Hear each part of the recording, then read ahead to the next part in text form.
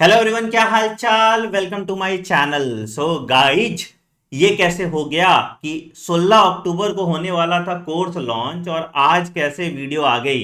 तो बेटा इन सब का श्रेय आपको जाता है। एनसीईआरटी रिव्यू लॉन्च वीडियो पे इतना ज्यादा प्यार आपने दिखाया कि मेरे अंदर भी ऐसे चुल आ गया कि मैं 2 दिन के छुट्टी पे जाने वाला था, तो मैंने सोचा जाने से पहले एक वीडियो आपके लिए बना के चला जाता हूं। एंड अगर इस वीडियो पे भी आपने वही प्यार और वही रिस्पॉन्स दिलाया तो मंडे शुरू होने वाला कोर्स थर्सडे को ही शुरू हो जाएगा। तो वैसे इसको तुम ऐसे एनसीईआरटी रिव्यू में हम कैसे पढ़ने वाले हैं उसके तरह भी इसको बेंचमार्क मान सकते हो इस वाले वीडियो को। तो भाई the ball is in your court. Monday class start कराना चाहते हो कि थर्सडे, वो तुम्हारे रिस्पॉन्स पर डिपेंड करेगा। तो फटाफट वीडियो को पॉज करके इस वीडियो को लाइक कर दीजिए, चैनल को सब्सक्राइब कर दीजिए अगर आप नए हैं, और कमेंट सेक्शन में डे 1 डाल दीजिए। अच्छा, वीडियो शुरू करने से पहले एक इंपॉर्टेंट अनाउंसमेंट बेटा। आप सबको पता है कि निश्चय 3.0 बैच लॉन्च हो गया है। ये 15 अक्टूबर से शुरू होने वाला है, जिसमें आपको 200 घंटे की फिजिक्स की क्लास, 150 घंटे की केमिस्ट्री की क्लास और 150 घंटे की बायोलॉजी की class based on new NCERT zero level से, बिल्कुल बेसिक से कराई जाएगी। रोज 2 घंटे की 2 क्लास होगी, मंडे टू सैटरडे, और उनका डीपीपी सेशन भी होगा रोज। वीकली टेस्ट आपका संडे को होगा, और प्लस हम लगभग 20,000 क्वेश्चन आपके क्लास में प्रैक्टिस कराएंगे, और ये सब कुछ आपको मात्र मिल रहा है 1499 रुपीज में। वैसे तो इसका प्राइस 2999 था, मैंने पहले 500 बच्चों के लिए 1499 रखा था, बट अगेन तुम लोगों ने बोला नहीं सर यही प्राइस रखो, तो मैंने यही प्राइस छोड़ दिया। तो आप फटाफट जाइए आनंदमणि.in पे और इनरोल कर लीजिए निश्चय 3.0 बैच के लिए फॉर योर सीमलेस प्रिपरेशन। मतलब ये आखिरी ट्रेन की जर्नी है आपकी, ये वाली गाड़ी छूट गई तो दिक्कत में आ जाओगे। चल, अब आइए लेक्चर पे वापस आते हैं और देखते हैं कि नई एनसीईआरटी से पढ़ने में क्या मजा आ रहा है हमें। तो शुरू करते हैं। एनसीईआरटी का पहला पैराग्राफ, काफी पोएटिक अंदाज में ये पैराग्राफ लिखा हुआ है। वैसे तो इसमें काम की कोई चीज नहीं है, but I have promise you कि मैं एनसीईआरटी का एक एक लाइन आपको पढ़ के सुनाऊंगा, चाहे वो काम का हो या नहीं हो, और जो काम का हो उसको अलग से हाईलाइट करके और डिसाइफर करके आपको समझाने वाला हूं। तो कीपिंग माई प्रॉमिस, ये थोड़ी शायरी भी पढ़ लेते हैं क्या। How wonderful is the living world. जी भाई, बहुत वंडरफुल है। The wide range of living types is amazing. G. The extraordinary habitats in which we find living organisms could be cold mountains. अलग अलग जगह पे आपको लिविंग ऑर्गेनिज्म देखने को मिलते हैं, अलग अलग हैबिटेट में, हैबिटेट जगह, ठीक है। डेसीडियस फॉरेस्ट में देखने को मिल गया, ओशंस में देखने को मिल गया, फ्रेश वाटर लेक्स में देखने को मिल गया, डेजर्ट्स में देखने को मिल गया, और हॉट स्प्रिंग्स में देखने को मिल गया। तो इट लीव्स अस स्पीचलेस, ठीक है। अब फिर देखो कवि क्या कहना चाह रहे हैं। The beauty of a galloping horse, of the migrating birds, the valley of flowers, or the attacking shark evokes awe even awe नहीं हुआ, and a deep sense of wonder। कि भाई ऐसे कितना हुआ, कभी सोचे हो तुम लोगों को गर्लफ्रेंड आशिकी से फुर्सत ही नहीं है। कभी सोचे कि नेचर में इतना कुछ है। हमारी एनसीईआरटी सोच रही है बस, तुम तो ध्यान ही नहीं दे रहे हो। चलो, the ecological conflict and cooperation among members of a population and among populations of a community or even molecular traffic inside a cell makes us deeply reflect on what indeed is life। जीवन क्या है ना। तुम बाबा बन सकते हो ऐसे ज्ञान देके, जीवन क्या है, ठीक है। तो भाई मुद्दा पे ये है, ये पूछना चाह रहा है कि व्हाट इज लिविंग, किस ऑर्गेनिज्म को हम लिविंग में कंसिडर करेंगे। अब देखो सवाल तो यहां पूछ दिया आपका व्हाट इज लिविंग, बट आपने देखा है कि न्यू एनसीईआरटी के सिलेबस में व्हाट इज लिविंग वाला पार्ट को उड़ा दिया है। तो क्या हमें यह पढ़ना पड़ेगा। बेटा हम क्या करेंगे, हम चुन्नू सा एक टेबल बना लेंगे व्हाट इज लिविंग का, जिससे आपके लिए आसानी होगा, कल को कुछ उससे रिलेटेड क्वेश्चन आ गया तो आपको दिक्कत नहीं होगा, ठीक है। तो भाई हम क्या बात करते हैं, हम बात करते हैं दो तरह के फीचर का। पहले फीचर को हम कहते हैं डिफाइनिंग फीचर। ध्यान से सुनना मेरी बात, है ना। डिफाइनिंग फीचर मतलब ऐसा फीचर जो हर लिविंग ऑर्गेनिजम्स में पाया जाएगा, उसको हम डिफाइनिंग फीचर कहते हैं। दूसरा होता है सर, इसको हम कहते हैं नॉन डिफाइनिंग फीचर। जब भी सवाल आया है प्रीवियस ईयर क्वेश्चन में सिर्फ इस वाले पॉइंट ऑफ से आया है, तो कल को हम अपना बेस कवर करने के लिए ये वाला पॉइंट लिखवा देते हैं। 2 मिनट से ज्यादा इसमें लगेगा नहीं, ठीक है। डिफाइनिंग फीचर में सर क्या आ जाएगा? ऐसा फीचर जो सारे ऑर्गेनिजम्स में आपको देखने को मिलेगा। कैसा? पहला फीचर है, इसको हम कहते हैं मेटाबॉलिज्म। मेटाबॉलिज्म मतलब क्या होता है sir? Sum total of all reactions occurring in my body, है ना? Sum total of all reactions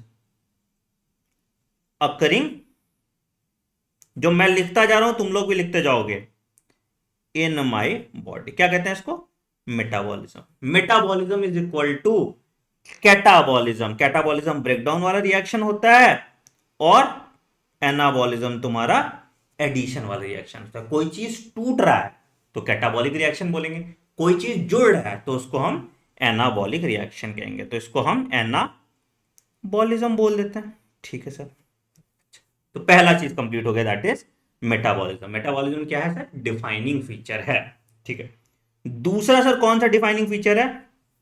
cellular organization. मतलब हम देखते हैं कि ऑर्गेनिजम्स कैसे बने।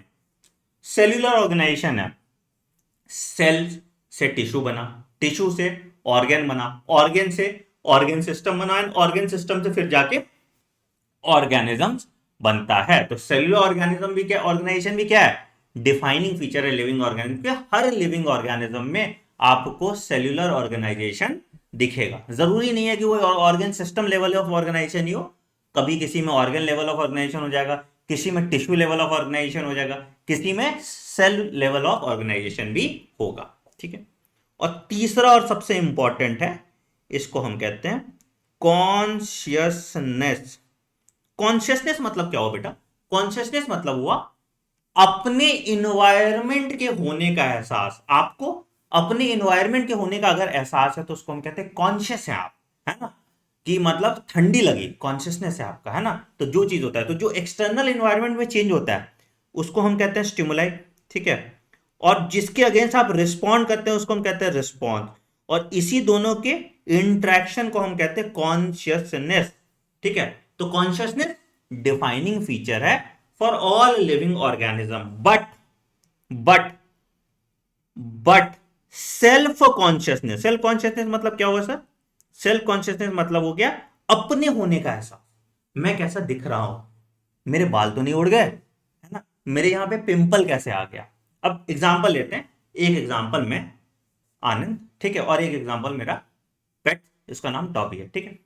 अब टॉबी को दुनिया भर का तो एहसास है, टॉबी को पता है खुशबू आ रहा है, चिकन है, ठीक है। बट टॉबी को यह एहसास नहीं है कि उसका बाल सेट है या नहीं। मतलब टॉबी को इन्वायरमेंट का तो एहसास है, बट उसको खुद के एहसास नहीं है। मुझे इन्वायरमेंट का भी एहसास है और मुझे खुद का भी एहसास है, तो वही चीज है। तो but self consciousness is a defining feature of किसका? ऑफ ह्यूमन बींग्स, ठीक है सर, ऑफ ह्यूमन, ठीक है। याद रखना, defining feature of human beings, है ना, not all living organism. Non defining feature में सर क्या हो जाएगा? पहला है ग्रोथ। नॉन लिविंग थिंग भी ग्रो करता है ना, इसको एक्सट्रिंसिक ग्रोथ कहते हैं।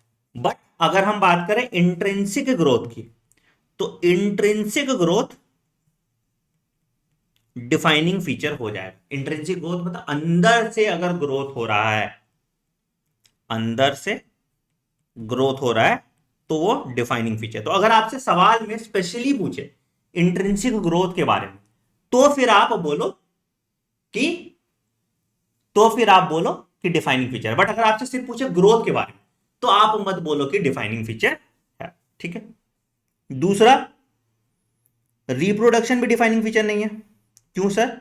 बहुत ऐसे ऑर्गेनिज्म है जो रिप्रोड्यूस नहीं करते हैं, लाइक म्यूल्स, है ना, खच्चर जिसको कहते हैं।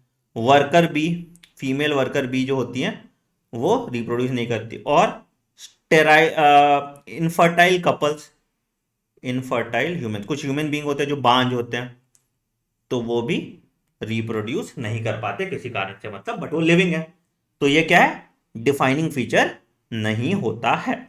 इसी पे सवाल है, ये सब कैरेक्टरिस्टिक फीचर हैं, बट इनमें से defining feature metabolism, cellular organization और कॉन्शियसनेस है, नॉन डिफाइनिंग फीचर ग्रोथ और रिप्रोडक्शन। ठीक है सर, यहां तक तो आप क्लियर होंगे। चलिए, तो व्हाट इज लिविंग हमने खत्म कर लिया। अब आ जाते हैं दूसरे टॉपिक पे जिसका नाम है diversity in living world. Living world में कितने भांति भांति की चीजें आपको देखने को मिलती हैं। क्या, if you look around you will see a large variety of living organisms, be it potted plants, insects, birds, your pets or other animals and plants. Diversity, जितने भी जीव जंतु हम अपने आसपास देख रहे हैं वो सब डाइवर्सिटी है। ठीक है, अच्छा उसके बाद क्या कह रहा है, there are also several organism that you can not see with your naked eye. Micro organism, जिसमें बैक्टीरिया आ गया, वायरस आ गया, कुछ फंगाई आ गया, जिसको हम अपनी आंखों से नहीं देख सकते हैं। अच्छा, एक और पॉइंट यहां बोल रहा है, if you were to increase the area that you make observation in, the range and variety of organism that you see would increase. हम बायोडाइवर्सिटी चैप्टर में यही वाली बात पढ़ते थे क्या, कि अगर हम एरिया बढ़ाते हैं तो स्पीसीज रिचनेस बढ़ता है। अगर हम एरिया इंक्रीज करते हैं तो स्पीसीज रिचनेस, अगर हम एरिया इंक्रीज करते हैं तो स्पीसीज रिचनेस भी इंक्रीज होता है। तो स्पीसीज रिचनेस इंक्रीज होता है। ठीक है, बहुत अच्छी बात है। तो यही बात यहां पे कह रहा है कि मतलब जैसे मान लो कि मैं दिल्ली में चीजों देखूं तो मुझे एक तरह के कुछ ऑर्गेनिज्म दिखेंगे। अब मैं हिमाचल भी चला जाऊं तो मुझे वहां पे स्नो लेपर्ड देखने को मिल जाएगा, है ना, मुझे वहां पे और भी दूसरे टाइप के बर्ड्स वर्ड्स देखने को मिल जाएंगे। फिर मैं और थोड़ा सहारा डेजर्ट की तरफ चला गया तो वहां मुझे कुछ और डाइवर्सिटी देखने को मिल जाएगी। तो वही वाली बात यहाँ पे कह रहे हैं कि जैसे जैसे आप एरिया बढ़ाते जाएंगे वहां पे स्पीसीज डाइवर्सिटी आपको देखने को ज्यादा मिल जाएगी। ठीक है, उसके बाद फिर बोल रहा है कि obviously if you visit a dense forest you would probably see a much greater number of kind of living organisms in it. तो वही वाली बात है कि ट्रॉपिकल रीजन में स्पीसीज डाइवर्सिटी ज्यादा होती है। अगेन ये सब आप बायोडाइवर्सिटी चैप्टर में पढ़ोगे तो इसमें अभी इतना भावुक होने की जरूरत नहीं है। ठीक है, each different kind of plant, animals और organisms that you see represents a species. तो जो भी ऑर्गेनिजम्स को हम देख रहे हैं, जितने तरह के ऑर्गेनिजम्स को हम देख रहे हैं, सब एक स्पीसीज को डिनोट करता है। ठीक है, तो the number of species that are known is described in the range between 1.7 to 1.8 million. कितने स्पीसीज हैं? 1.7 टू 1.8 मिलियन स्पीसीज डिस्कवर्ड है, और यही स्पीसीज के डाइवर्सिटी को हम बायोडाइवर्सिटी कहते हैं। तो number and type of organisms present on earth is called biodiversity. इसका डेफिनेशन लिख लीजिए। और क्या है स्पीसीज डाइवर्सिटी अर्थ पे? 1.7 टू 1.8 मिलियन। जो चीज मैं कम से कम अंडरलाइन कर रहा हूं उस पॉइंट को अलग से अपने नोटबुक में आपको लिखना है। ये पीडीएफ देखने के बाद, पीडीएफ आपको बेटा टेलीग्राम चैनल पे मिल जाएगा मेरे t.me/anandmani001। ठीक है, तो इस पीडीएफ को यूज करके आप अपना क्लास नोट साथ के साथ बना सकते हैं। ठीक है, आइए, तो we should remember the here that as we explore new areas or even older ones, new organisms are continuously being identified. Global estimate भी आया था, रॉबर्ट मे नाम का एक साइंटिस्ट था, वो भी अगेन बोला था कि जो स्पीसीज डाइवर्सिटी वो 7 मिलियन के अराउंड हो सकती है। ठीक है, बट अगेन वो हम अलग एक चैप्टर में पढ़ेंगे, तो अभी इसमें भावुक होने की जरूरत नहीं है। इस पेज में सब कुछ क्लियर। चलिए अब आगे आते हैं। As stated earlier, there are millions of plants and animals in the world. We know that the plants and animals in our own area by their local names. ठीक है, these local names would vary from place to place even within a country. तो भाई local name से काम नहीं चलेगा ना। अब मान लो कि दो साइंटिस्ट आपस में गुफ्तगू कर रहे हैं, एक अमेरिका का साइंटिस्ट है, एक इंडियन का साइंटिस्ट। बोले भैया भिंडी के बारे में आपका क्या विचार है? वो बोलेगा व्हाट भिंडी, तो वहां दिक्कत आ जाएगी, है ना। तो इसीलिए लोकल नेम से काम नहीं आता है। तो यहां पे हमको क्या करना था? हमको स्टैंडर्डाइज करना था नेमिंग ऑफ ऑर्गेनिज्म। तो here there is a need to standardise the naming of living organism such that a particular organism is known by the same name all over the world. इस process को हम कहते हैं nomenclature. ध्यान से सुना, अब क्या है ना, एनसीईआरटी ने सीक्वेंस गलत लिखा है। ठीक है, पहला क्या लिखा है इसने? प्रोसेस को हम कहते हैं नोमेनक्लेचर। ठीक है, ठीक, ध्यान से सुना। ऑब्वियसली नोमेनक्लेचर और naming is only possible when the organism is described correctly. ठीक है, तो क्या naming and is only possible when the organism is describe correctly and we know to what organism the name is attach to. इसको हम कहते हैं identification. तो sequence कैसा कैसा होगा, सबसे पहले हम क्या करेंगे, सबसे पहले हम क्या करेंगे, सीक्वेंस। इसमें सीक्वेंस बड़ा इंपॉर्टेंट होता है। सीक्वेंस सबसे पहले हम क्या किए कि ऑर्गेनिजम्स का हम आइडेंटिफिकेशन किए। क्या किए, इसके ऊपर भी एक स्टेप आता है कैरेक्टराइजेशन, बट अभी आगे लिख देंगे उसको। तो सबसे पहले हम क्या किए, आइडेंटिफिकेशन किए। ठीक है सर, आइडेंटिफिकेशन का डेफिनेशन लिख दिए। ऑर्गेनिज्म को पहचानना, उसको हम कहते हैं आइडेंटिफिकेशन। ठीक है, फिर हम क्या किए, उसको ग्रुप में डाले, इसके क्या लक्षण है, क्या है ना। तो उस प्रोसेस को हम कहते हैं क्लासिफिकेशन। और उसके बाद जाके जब हम उसको ग्रुप में डाल दिए तो फिर उसका हम नाम रखेंगे कि लल्ला हुआ है। ठीक है, उस प्रोसेस को हम कहते हैं नोमेनक्लेचर। ठीक है, तो ये सीक्वेंस याद रखना। ठीक है, और अगर एक और ऑप्शन आपको दे कैरेक्टराइजेशन, तो सबसे ऊपर आ जाएगा कैरेक्टराइजेशन। ठीक है, तो आइडेंटिफिकेशन हमने देखा, नोमेनक्लेचर हमने देखा। ठीक है, in order to facilitate the study, the number of scientists have established procedure to assign scientific name to each known organism. ठीक है, this is acceptable to biologists all over the world. जैसे for plants, scientific names are based on principles and criteria. क्या क्या criteria? Which are provided in International Code for Botanical Nomenclature. For of में confusion होता है। ठीक है, तो अगर हमको प्लांट का नाम रखना है तो हमको क्या रखना होगा, international code for botanical nomenclature. Plants के लिए पहला पॉइंट ध्यान से देखना, प्लांट्स के लिए क्या है, international code for botanical nomenclature, ICBN। Code for, ध्यान रखना, फॉर, ऑफ और फॉर में कंफ्यूजन हो जाता है। ठीक है, you may ask how are animals name, तो animal taxonomist have evolve international code for zoological nomenclature. अब देखो यहां पे क्या लिख दिया, यहां पे कर दिया international code of zoological nomenclature कर दिया। अब क्या करोगे, वैसे टेक्निकली फॉर ऑफ में कोई दिक्कत नहीं होना चाहिए था, बट अगेन एनसीईआरटी माता की जय हो, तो एक का फॉर है एक का ऑफ है, ध्यान रखना। ठीक है, ये नई एनसीईआरटी के अकॉर्डिंग, ये बिल्कुल लेटेस्ट एनसीईआरटी है, तो देख लो, है ना। तो international code of zoological nomenclature ICZN में कर दिया। ठीक है, अच्छा, दो और चीज होता है जो एनसीईआरटी में नहीं मेंशन है। क्या, एक होता है ICNB, क्या, international code for nomenclature of bacteria. International code for nomenclature of bacteria.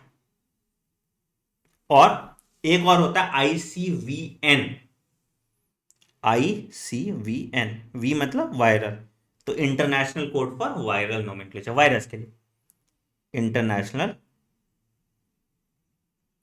Code for viral nomenclature. ठीक है सर, कोई दिक्कत? ठीक है, तो नाम रखने का ये सब तामझाम था।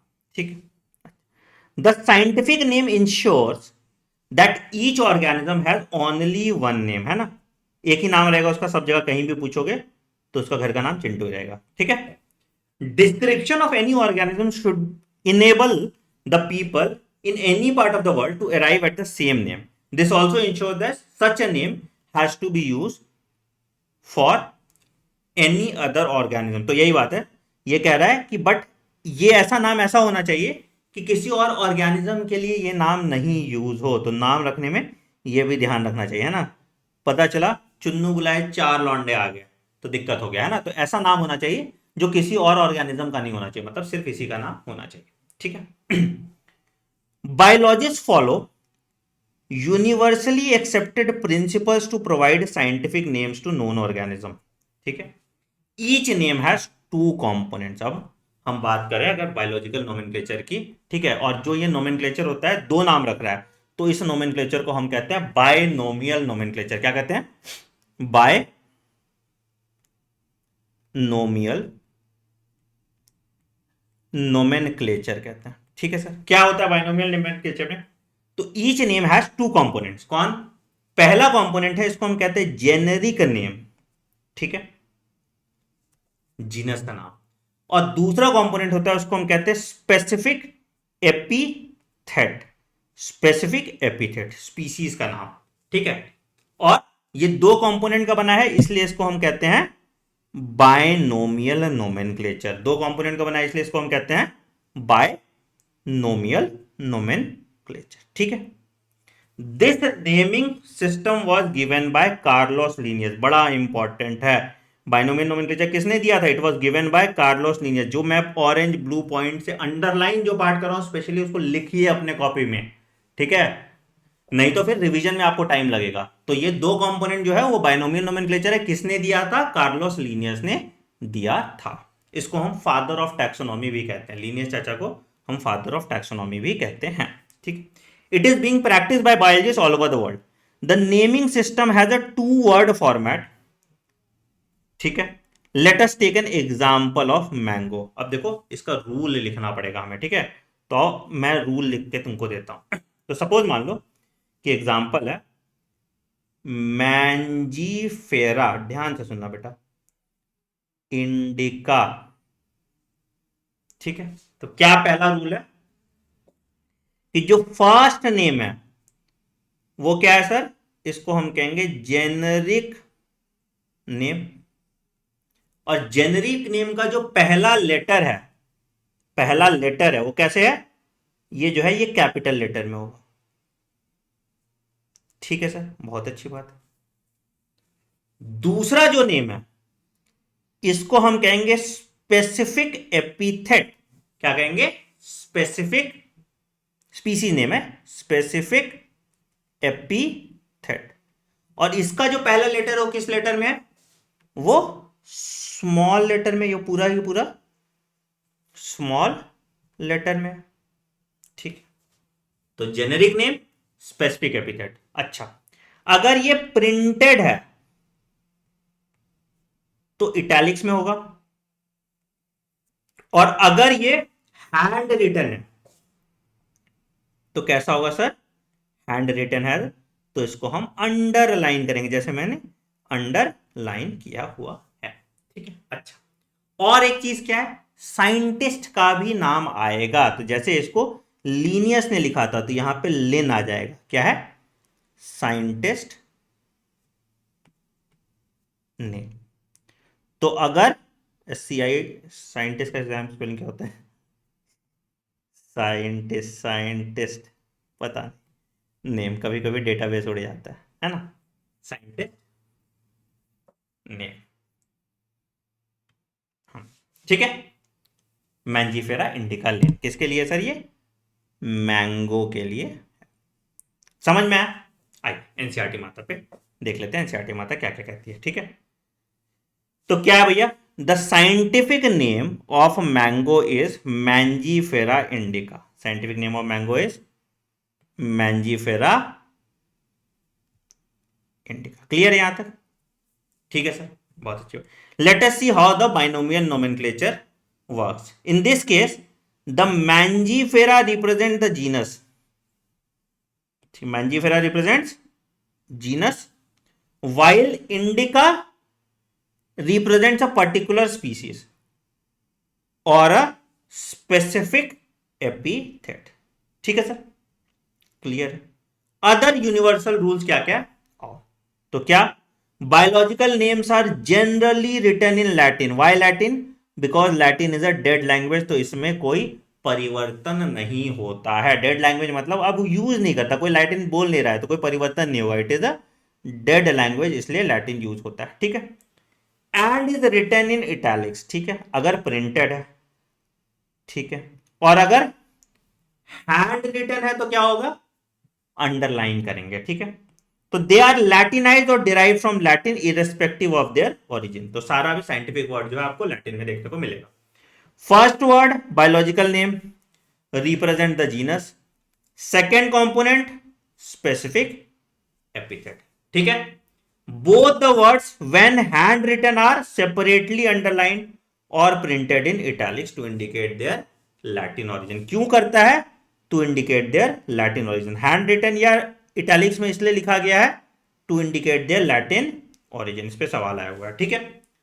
First word denoting the species, sorry, denoting the genus starts with a capital letter, specific epithet starts with a small letter. तो एग्जांपल हो गया मैंजीफेरा इंडिका, ठीक है। अच्छा, फिर क्या बोल रहा है? Name of the author represents after the specific epithet. Name of the author appears after the specific epithet at the end of the biological name and is written in abbreviated form. It is written in abbreviated form. जैसे Mangifera indica लिन के बाद लगा दिया है full stop, Mangifera indica लिन, ठीक है। It indicates the species was first described by Linnaeus. तो mango का डिस्क्रिप्शन पहले किसने दिया है? लीनियस ने दिया। याद रखिएगा, लीनियस को, कार्लोस लीनियस को हम फादर ऑफ टैक्सोनॉमी भी कहते हैं। लिख लीजिए, लीनियस को हम फादर ऑफ टैक्सोनॉमी भी कहते हैं। कोई दिक्कत सर यहां अब तक आपको? नहीं, चलिए आगे। अब आते हैं, since it is nearly impossible to study all the living organisms, it is necessary to devise some means to make it possible. This process is called classification. ठीक है। तो क्लासिफिकेशन मतलब क्या हुआ सर? क्लासिफिकेशन मतलब हुआ कि the process, it is the process by which anything is grouped into convenient categories based on easily observable characters. Anything that is grouped into convenient categories based on easily observable character, मतलब लक्षण देख के उसको एक group में डाल दें, उसको हम क्लासिफिकेशन कहते हैं। जैसे for example, we easily recognise group such as plants और एनिमल्स, ठीक है, और dogs, cats and insects. The moment we use any of these terms we associate certain characters with these organisms, है ना। तो यहां पे ये वाली बात हमने कहा, ठीक है। Obviously each one of us will see dogs, ठीक है, एंड नॉट कैट्स। जब हम डॉग बोल रहे हैं तो तुम इमेजिन डॉग ही कर रहे हो, कैट इमेजिन नहीं कर रहे हो, ठीक है। Now if you think of Alsatians, Alsatian एक ब्रीड होता है कुत्ते का, we know that we are talking about, है ना, एक कुत्ते का प्रजाति है उसके बारे में बात कर रहे हैं। सपोज वी से mammals, you would know, think of animals with external years and body hairs. तो वही कह रहा है कि एक एक ग्रुप में हम कैटेगराइज किए हैं और हर ग्रुप का कुछ यूनिक फीचर है जिससे हम उस ऑर्गेनिज्म को रिप्रेजेंट कर पाते हैं। जैसे हम वीट की बात कर रहे हैं तो वीट का पिक्चर तुम्हारे मन में आ जा रहा है, ठीक है। राइस की बात कर रहे हैं, राइस का पिक्चर तुम्हारे मन में आ जा रहा है, ठीक है। तो these are convenient category that is used to study organisms, ठीक है। तो कैटेगरीज को हम टैक्सा कहते हैं, सिंगुलर है तो टैक्सॉन कहेंगे, ठीक है। देखो, द साइंटिफिक टर्म, अब ये इंपॉर्टेंट काम का चाहिए, the scientific term for these categories, which categories? The categories which we use to classify organism is called taxa. लिखिए, the scientific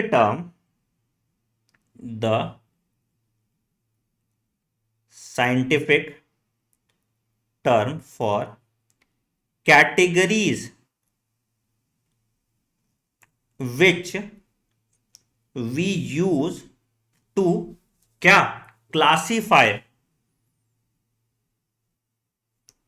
organism is called क्या?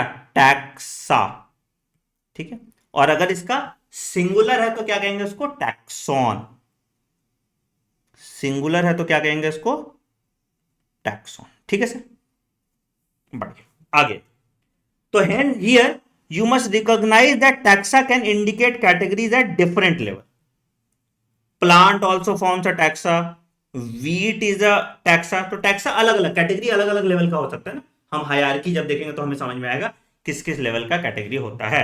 Similarly, animals, mammals, dogs are all taxa, but you know that dog is a mammal and mammals are animals. Therefore, animals, mammals and dogs represent different taxa at different level. Hierarchy इसको कहते हैं। अभी hierarchy की हम बात करेंगे, किस level पे? लोएस्ट जैसे स्पीसीज हो गया, सबसे ऊपर जो है किंगडम हो गया, है ना। तो उसको लेवल की बात कर रहा है, ठीक है।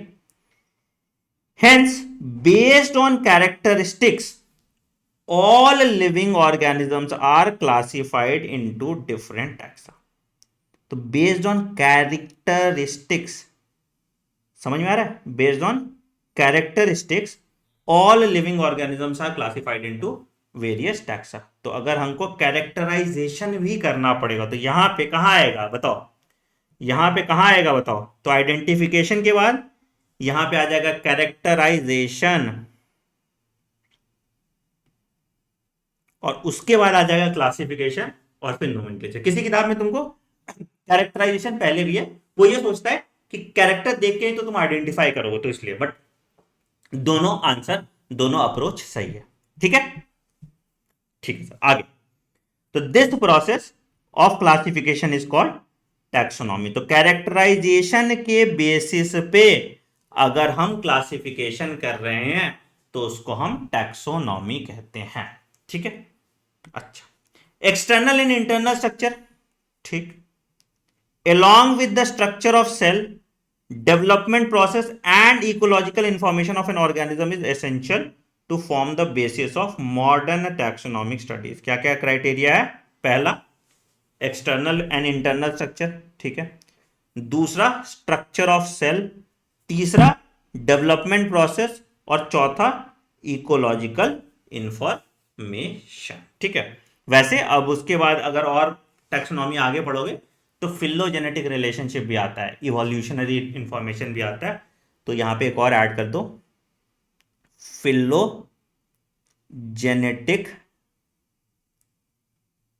रिलेशनशिप. ठीक है, मतलब इवोल्यूशनरी रिलेशनशिप भी देख के हम टैक्सोनॉमी में काम करते हैं. तो hence characterisation, identification, classification and nomenclature are the process that are basis to taxonomy. अब देखो यहां पे क्या हुआ, नंबरिंग चेंज हो गया ना. पहला कैरेक्टराइजेशन कर दिया है, दूसरा आइडेंटिफिकेशन कर दिया, तीसरा क्लासिफिकेशन कर दिया, और उसके बाद नोमेनक्लेचर कर दिया, जो मैंने अभी थोड़ी देर पहले तुम्हें बताया था. ठीक है, बट वो इंटरचेंजेबल है. तो अगर आपको लिखना है एनसीईआरटी के हिसाब से लिखना है तो इसको ऊपर की तरफ ही कर दीजिए. आप क्यों लोड लीजिएगा, है ना? तो इसको ऊपर की तरफ ही आप कर दीजिए बिना लोड लिए. सतत क्यों पालना, हमको एनसीईआरटी माता से बहस नहीं करना, है ना? बट तुम किसी ऑर्गेनिज्म को आइडेंटिफाई करोगे फिर उसके कैरेक्टर्स बताओगे ना, तो बिना देखे कैसे बता दोगे? बट अगेन ठीक है, जो एनसीईआरटी माता कहती है, एनसीईआरटी माता का हुक्म सराखों पे. तो सीक्वेंस याद रखिएगा, characterisation, identification, classification and nomenclature are the process that is the basis to taxonomy. ठीक है. Taxonomy is not something new. Human beings have always been interested in knowing more and more about the various kinds of organisms, particularly with reference to their own use. In early days, human beings needed to find sources for the basic need of food, clothing, and shelter. Hence, the earliest classification were based on uses of various organisms. अच्छा, सबसे पहला classification कैसे, क्या चीज पे based था? It was based on the uses of various organism. तुम देख लो कैसे लेयर में एनसीईआरटी खोलती है. ये बोल दे तुमको कि the earliest basis of classification, statement based question तुमसे पूछ दे. अब ये कोई टीचर नहीं पढ़ाता होगा, है ना? तो इसीलिए एनसीईआरटी एक एक लाइन पढ़ना इंपॉर्टेंट हो जाता है. चलो आइए, तो human beings were since long not only interested in knowing more about different kinds of organisms and their diversities, but also the relationship among them. ठीक है, the branch of study was referred to as systematics. Systematics क्या हुआ, क्या जान रहा है? कि knowing more about different kind of organism पहला, and their diversities and the relationship among them. तो टैक्सोनॉमी का जो ब्रांच है उसको सिस्टमैटिक कहते हैं. ठीक है, टैक्सोनॉमी का जो ब्रांच है उसको सिस्टमैटिक्स कहते हैं. ठीक है, वेरी इंपॉर्टेंट, वेरी इंपॉर्टेंट. समझ में आया? तो क्या कर रहा है ये?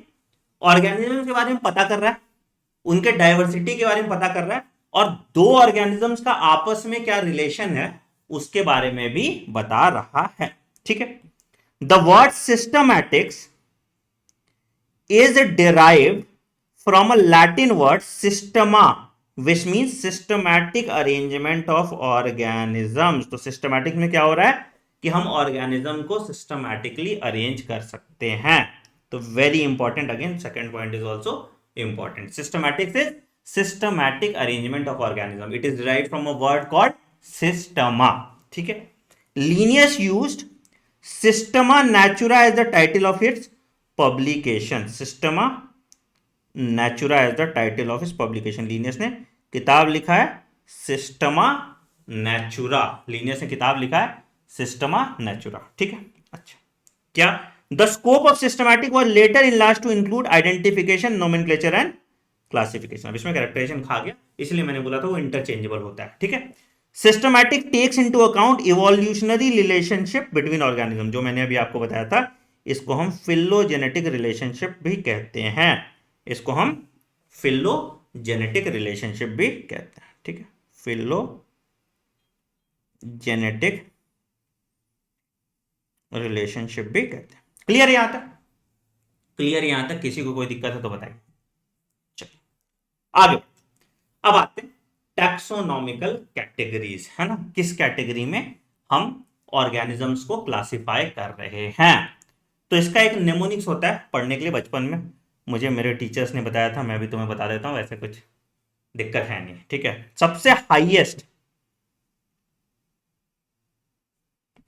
क्या हो गया, मुझे हाईएस्ट का स्पेलिंग भूल रहा हूं, ठीक है, और ये लोएस्ट रैंक है, ठीक है। जैसे जैसे हम ऊपर से नीचे आएंगे कॉमन कैरेक्टरिस्टिक्स बढ़ेगा, कॉमन कैरेक्टरिस्टिक्स इंक्रीजेस, बट जैसे हम नीचे से ऊपर जाएंगे कॉमन कैरेक्टरिस्टिक्स डिक्रीजेस। जैसे हम नीचे से ऊपर जाएंगे क्या होगा, common characteristics decreases,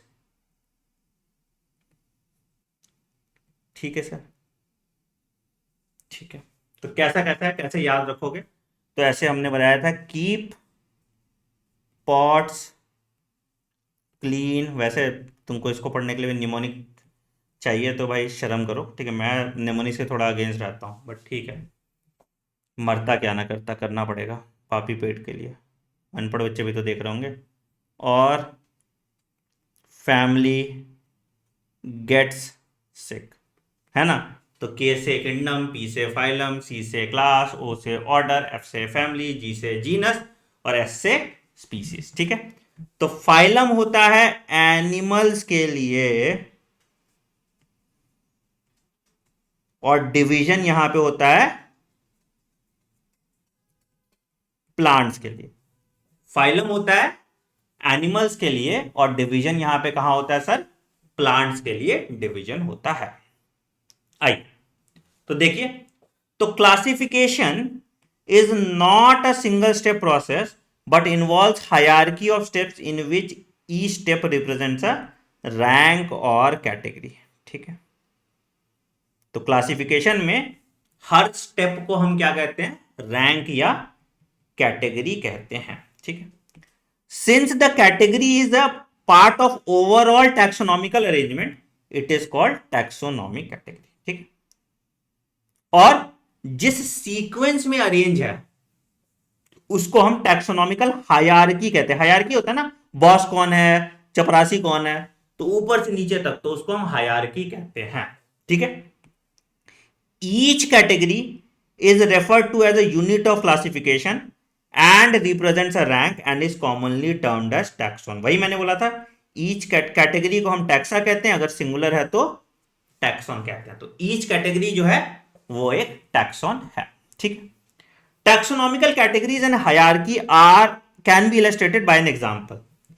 Insect represents a group of organisms sharing common feature like 3 paired of joint legs, है, joint appendages होता है इंसेक्ट में, ठीक है। It means insects are recognizable concrete objects which can be classified and thus are given a rank or category, है ना। Common characteristics है तो उसको हमने एक रैंक और कैटेगरी में डाल दिया। Can you name other such group of organism? बहुत सारा हो सकता है, मोलस्का तुम्हारा हो जाएगा, इकाइनोडर्माटा तुम्हारा हो जाएगा, सब तो अलग अलग रैंक या कैटेगरी दे रहा है। रिमेंबर ग्रुप्स रिप्रेजेंट कैटेगरी, ठीक है, ध्यान से सुना, groups represent category, category further denotes rank, ठीक है, कैटेगरी डिनोट कर रहा है रैंक, एंड ईच रैंक और taxon represent the unit of classification, ठीक है, सुन लिए, सुने, क्या कैटेगरी क्या डिनोट कर रहा है, रैंक, देख लो, ग्रुप रिप्रेजेंट कर रहा है कैटेगरी, ध्यान से सुनो पहला पॉइंट, ग्रुप क्या रिप्रेजेंट कर रहा है, कैटेगरी, कैटेगरी क्या डिनोट कर रहा है, रैंक, और रैंक डिनोट कर रहा है टैक्सॉन, और टैक्सॉन जो है it represent the unit of classification, और जिस ग्रुप में अरेंज है उसको हम हायरार्की कहते हैं, ठीक है। तो जितना ग्रुप है वो कैटेगरी है, ठीक है, जितना ग्रुप है वो कैटेगरी है, कैटेगरी रैंक बता रहा है इसका कहां पे वो प्लेस्ड है, ठीक है, और रैंक एक टैक्सॉन है, और रैंक का जो अरेंजमेंट है उसको हम टैक्सोनॉमिकल हायरार्की बोलते हैं। क्लियर है बेटा ये सब चीज, कहीं भी कोई दिक्कत यहां तक, चल बहुत बढ़िया, ठीक है। So these taxonomical groups categories are distinct biological entity and not merely morphological aggregate. तो बेटा अब ये जो कैटेगरीज है ये डिस्टिंक्ट बायोलॉजिकल एंटिटीज हैं and not merely morphological aggregate, मतलब कि भाई सब कुछ इसमें देख रहे हैं हम, उसका मॉर्फोलॉजी देख रहे हैं, एनाटॉमी देख रहे हैं, फिजियोलॉजी देख रहे हैं, सब कुछ देख रहे हैं, और तब उसको हम कैटेगराइज कर रहे हैं किसी ग्रुप में, है ना, हम क्या कर रहे हैं, हम उसको सब कुछ देख रहे हैं और तब हम उसको कैटेगराइज कर रहे हैं किसी एक पर्टिकुलर ग्रुप में, ठीक है। आगे taxonomical studies of all known organism have led to the development of common categories such as kingdom, बात किया था हमने, ये कैटेगरी है, फाइलम और डिवीजन, जो बात किए थे प्लांट्स के केस में डिवीजन होता है, एनिमल के केस में फाइलम होता है, ठीक है, class, order, family, genus and species, ठीक है। All organisms including those in plants and animal kingdoms have species as the lowest category. तो लोएस्ट कैटेगरी क्या है, स्पीसीज है, और हाईएस्ट कैटेगरी क्या है तुम्हारा, हाईएस्ट कैटेगरी क्या है, किंगडम है। तो लिखो हाईएस्ट कैटेगरी, हाईएस्ट कैटेगरी क्या है, ठीक है सर।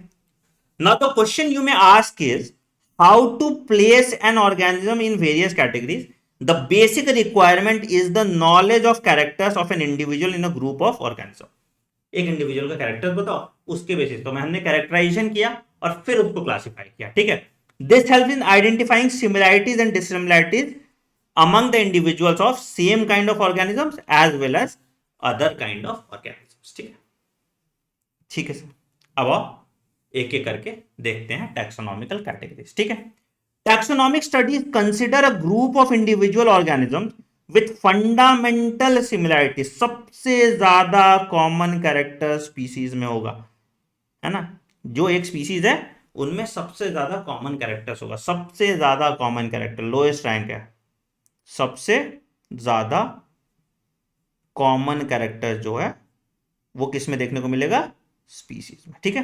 तो क्या, तो consider a group of individual organism with fundamental similarities को स्पीसीज कहते हैं।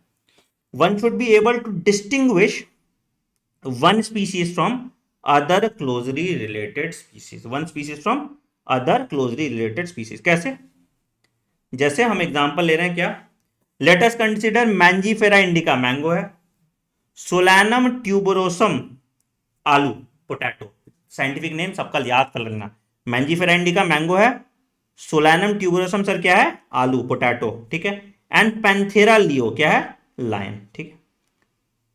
All the three names indica, tuberosum and leo क्या रिप्रेजेंट कर रहा है, स्पेसिफिक एपिथेट, ठीक है। और फर्स्ट नेम, फर्स्ट वर्ड जो है क्या, मैंजीफेरा, सोलैनम एंड पैंथेरा क्या इंडिकेट कर रहा है, genera, which is a higher level of taxonomy. तो सबसे लोएस्ट क्या है, स्पीसीज, स्पीसीज के बाद क्या है, जेनरा, ठीक है। Each genus may have one और more than one specific epithet, ठीक है। तो जीनस के अंदर एक या एक से ज्यादा स्पेसिफिक एपिथेट आ सकता है। जीनस के अंदर एक से ज्यादा स्पेसिफिक एपिथेट आ सकता है रिप्रेजेंटिंग डिफरेंट ऑर्गेनिजम्स, ठीक है, but having similar morphological similarity. जैसे Panthera has an another specific epithet tigris. Panthera leo lion है और पेंथेरा टिग्रिस तुम्हारा टाइगर है। Solanum includes species like nigrum and melongena. Melongena बेटा ब्रिंजल हुआ, ठीक है, मेलोजीना ब्रिंजल हुआ, और निग्रम तुम्हारा नाइट शेड प्लांट होता है, ठीक है, और एक मकई भी होता है ना, हाँ, मकई, ठीक है, ठीक है। अच्छा, human beings belong to species sapiens which is again grouped in genus Homo. तो आपने देखा था Homo habilis, Homo erectus, Homo sapiens, है ना। तो the scientific name for human beings is written as Homo sapiens, है ना। ह्यूमन बींग्स का है होमो सेपियंस। सबका नाम लिख लेना, ठीक है, सबका नाम लिख लेना, ठीक है। आगे genus. Genus comprises a group of related species. तो ग्रुप ऑफ रिलेटेड स्पीसीज जो है उसको हम जीनस कह लिए, which has more characters in common in comparison to species of other genera, ठीक है, मतलब एक जीनस में आपस में कॉमन कैरेक्टरिस्टिक्स है, ठीक है, बट अगर हम दो जीनस की बात करें तो उसमें आपस में कॉमन कैरेक्टरिस्टिक्स कम होगा, है ना। स्पीसीज में सबसे ज्यादा कॉमन कैरेक्टर्स होगा, फिर जीनस में होगा, फिर ऊपर ऊपर जाओगे तो कॉमन कैरेक्टरिस्टिक्स कम होता जाएगा। तो we can see that genera are aggregates of closely related species. बिल्कुल अभी हमने बात किया था, ठीक है। For example potato and brinjal are two different species but they both belong to genus solanum, ठीक है। लायन में देखो पैंथेरा लियो, टाइगर में देखो पैंथेरा टिग्रिस, और लेपर्ड में देखो Panthera pardus. Again common feature है पैंथेरा और अलग अलग स्पीसीज एक जीनस में, दैट इज जीनस पैंथेरा, ठीक है। तो the genus differs from another genus that is called Felis. Felis में क्या आ गया, कैट, ठीक है। तो जीनस अलग है, कैट का जीनस अलग है ना, बट फैमिली एक है दोनों का, फेलिडे, ठीक है, ध्यान रहेगा, ठीक है। तो अभी हमने क्या देखा, पेंथेरा लियो, पेंथेरा टिग्रिस और पेंथेरा पार्टस, लेपर्ड, टाइगर और तुम्हारा लायन, तीनों एक जीनस का है बट डिफरेंट स्पीसीज का है। बट ये सब अलग, बिल्ली से अलग है एक स्पीसीज का, मतलब अलग जीनस का है। बिल्ली का जो जीनस है उसको हम कहते हैं फेलिस, ठीक है, इंपॉर्टेंट, ठीक है। अगला फैमिली की बात करते हैं। The next category family has a group of related genera. भाई ग्रुप ऑफ रिलेटेड जीनरा तो फैमिली हो गया, ठीक है, with still less number of similarities as compared to genus and species। Again जैसे जैसे ऊपर जाओगे कॉमन कैरेक्टरिस्टिक्स कम हो जाएगा, ठीक है। Families are classified on the basis of vegetative and reproductive feature of plant species. अरे एक बड़ा इंपॉर्टेंट पॉइंट किस पे है, vegetative and reproductive features of plant species. लोग इसको इग्नोर मार देते हैं, ठीक है। किस basis of classification of family in plant, क्या है, basis of classification of family in plants, क्या है सर, क्या है sir, both vegetative and reproductive features, ठीक है। तो क्या भैया, तो आप देखोगे थ्री डिफरेंट जीनरा, कौन, सोलैनम, पिटूनिया एंड धतूरा।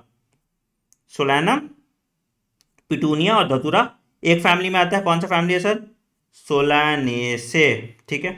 अच्छा अब तुम देखोगे genus Panthera comprising lion, tiger and leopard along with genus Felis, तो कैट फैमिली आ गया फेलिडे। तो फेलिस और पैंथेरा फेलिडे में आ गया, फेलिस और पैंथेरा फेलिडे आ गया, बट कैट और डॉग फैमिली अलग अलग है, ठीक है। तो कैट का फैमिली फेलिडे हो गया और डॉग का फैमिली कैनिडे हो गया, ठीक है। कैट और डॉग अलग अलग फैमिली में है, तो कैट का फैमिली फेलिडे हो गया और डॉग का फैमिली कैनिडे हो गया, ठीक है sir.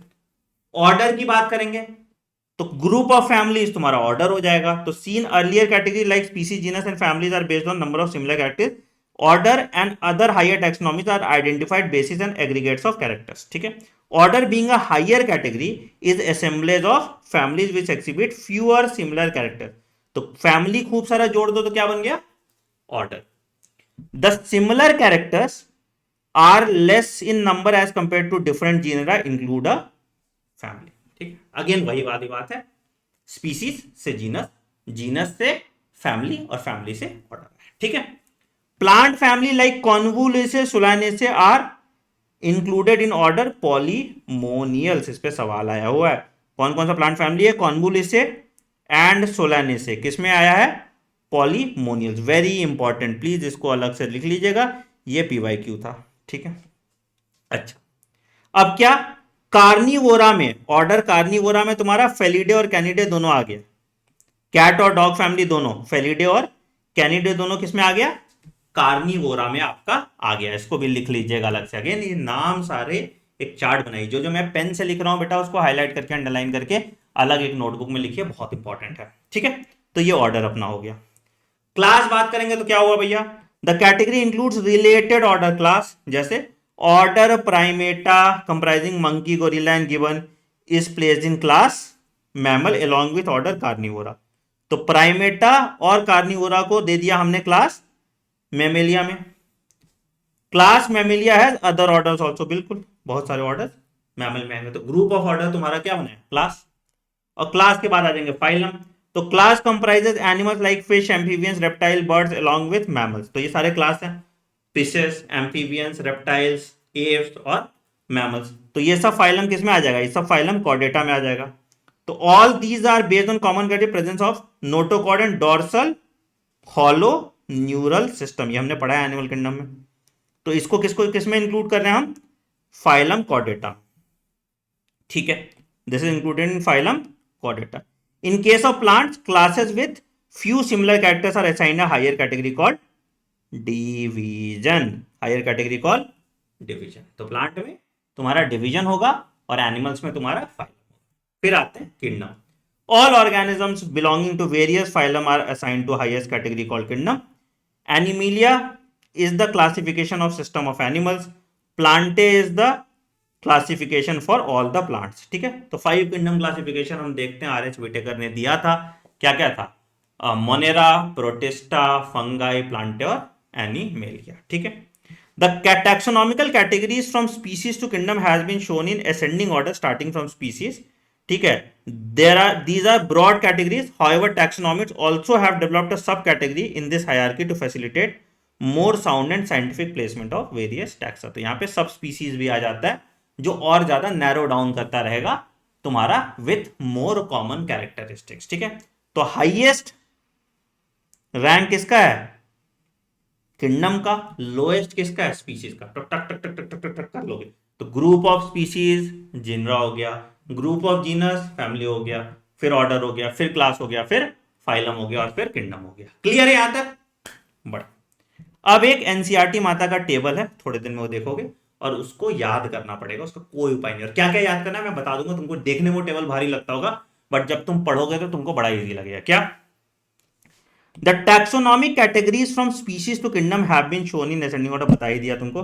These are broad cut, अच्छा सेम चीज यहाँ पे रिपीट हो गया, इसको काट दीजिए, गलती से 2 बार रिपीट हो गया यहाँ पे, है ना, यहाँ पे। ठीक है, चल आइए आगे। ठीक है, अब यहीं पे आते हैं, तुम्हारा ये टेबल देखो, ध्यान से देखो, इसमें क्या क्या तुमको याद करना है, तुमको क्या क्या याद है तुमको पता रहेगा तो बड़ा इजीली याद कर लोगे। मैन का नाम होमोसेपियंस पता है तुमको, याद है।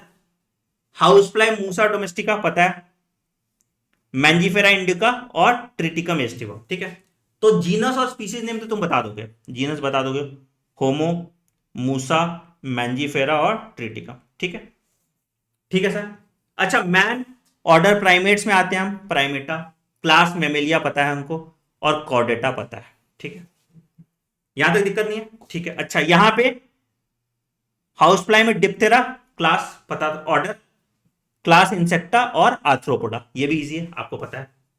मैंगो तुम्हारा डाइकॉट है तो डाइकॉटिलीडने और एंजियोस्पर्मे, ये भी दोनों तुमको पता है ना। वीट तुम्हारा मोनोकॉट है, तो मोनोकॉटिलिडने और एंजियोस्पर्म में, ये भी तुमको पता है। तो बचा क्या, एक होमिनिडे तुम्हारा फैमिली, मूसिडे तुम्हारा फैमिली हाउसफ्लाई का, एराकेडिनेसी तुम्हारा मैंगो का, और पोएसी तुम्हारा वीट का। ठीक है, सैपिंडेल्स ऑर्डर है और पोएल्स ऑर्डर है। अगेन इस पे सवाल आया हुआ है, इस टेबल को कहीं चिपका लो या 3-4 बार पढ़ते जाओ तो अपने आप हो जाएगा। तो मैन में आ जाओ, Homo sapiens, Hominidae, Primata, Mammalia, Chordata, Hominidae, Primata, Mammalia, कॉर्डिनेटा। मूसा डोमेस्टिका हो गया, Muscidae, Diptera, Insecta, Arthropoda, Mangifera indica, Mangifera एराकिडिनेसी, Sapindales, Dicotyledonae, Angiospermae. Wheat, Triticum aestivum, Triticum, Poaceae, Poales, Monocotyledonae और एंजियोस्पर्म। ठीक है सर, तो ये वाला टेबल आपको पढ़ना इंपॉर्टेंट है। तो भाई इतना तक ही आपका दिया हुआ था, टैक्सोनॉमिकल एड्स आपके सिलेबस से हटा दिया है, तो आपका चैप्टर का द एंड यहीं पे हो जाता है। कमेंट सेक्शन में जरूर बताना, क्या इतना अंदर घुस के कभी एनसीईआरटी पढ़ा था? कुछ कुछ लाइन एनसीईआरटी के स्टेटमेंट बेस्ड क्वेश्चन आप ऐसा बना सकते हैं कि आपके टीचर्स भी घबरा जाएंगे। तो सबका जो जो चीजें मैंने हाईलाइट की थी, खास करके स्टार लगा के, उनको अपने नोटबुक में लिख दीजिए। अब एनटीए को जहन्नुम से भी क्वेश्चन बनाने दो इस एनसीईआरटी से, तुमसे सारे सवाल बन जाएंगे। क्या ये कॉन्फिडेंस आपके अंदर है? हाँ या नहीं कमेंट सेक्शन में बताइए। ठीक है, अगेन कमेंट की तादाद ज्यादा होगी तो मैंने जैसा आपको प्रॉमिस किया है कि क्लासेस आपकी मैं और पहले शुरू कर दूंगा, थर्सडे से ही शुरू कर दूंगा। पीवाईक्यू और एग्जाम्पलर अभी बन रहा है बेटा, तो हम इसकी पीवाईक्यू और एग्जाम्पलर भी आपको नई एनसीईआरटी के हिसाब से भेज दिया करेंगे। आई होप ये लेक्चर आपको बहुत पसंद आया होगा। कमेंट सेक्शन में जरूर बताना कि कुछ इंप्रूवमेंट की जरूरत है या ये परफेक्ट है। वीडियो पसंद आए तो वीडियो को लाइक कीजिएगा, चैनल को सब्सक्राइब कीजिए और बेल आइकन दबा दीजिए ताकि आप कोई नोटिफिकेशन मिस ना करें। मिलते हैं अगली क्लास एनसीईआरटी रिव्यू की। Take care, bye bye, have a great day, thank you.